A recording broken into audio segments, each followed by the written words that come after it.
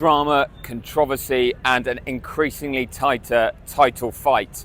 What a day we've had here so far at Circuit of the Americas. And it's only Saturday, Sprint Saturday here in Austin. And in the sprint race, Max Verstappen won to take maximum points. But what was much more dramatic was the two McLaren drivers colliding at turn one, retiring from the race, allowing Verstappen to close the gap to Piastri to 55 points in the standings. But the two McLarens were not the only drivers involved in that incident. Piastri was trying to cut back to overtake Lando Norris on the exit of turn one, and he was then hit by Nico Hülkenberg, who was on the inside alongside Fernando Alonso. It was deemed a racing incident by the stewards. I'd say that's a fair call on it, but it was Piastri trying to be aggressive to find a way past his teammate that kind of was the catalyst. And it's something that he too says, racing incident, but I had to go for it. I was looking for a gap and trying to fight for position. That put the pressure on McLaren, though, going into qualifying to try and rectify what had been a tough start and stop the momentum that Verstappen is building.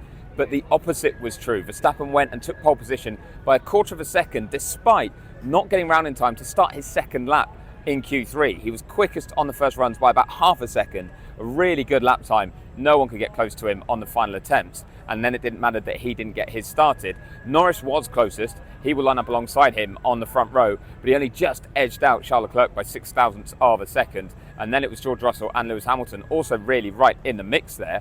Oscar Piastri, sixth quickest, couldn't quite put it all together, said he wasn't feeling comfortable in the car. It just wasn't giving him the confidence he wanted, and the lap time therefore wasn't coming. So the championship leader will start sixth on Sunday. And if they finish as they start, it means that Lando Norris will close the gap to just 12 points in the Drivers' Championship to Piastri, and Max Verstappen would be within 38 points of the lead, and it really would be tightening up. That would put immense pressure on McLaren. Still all to play for in the race. McLaren are hopeful of better race pace, but having missed out on the data from the sprint with both cars out of that, they might still find that they uncover some issues in terms of car handling. Verstappen had that. He wasn't actually happy with the handling of his car in the sprint, but was able to rectify it under Parc Fermé regulations being opened up before qualifying, and therefore made a step forward and was much happier over that one lap that we've seen. So the advantage right now is very much with Verstappen and Red Bull, and it could be an absolutely pivotal race day here in front of a huge crowd at COTA.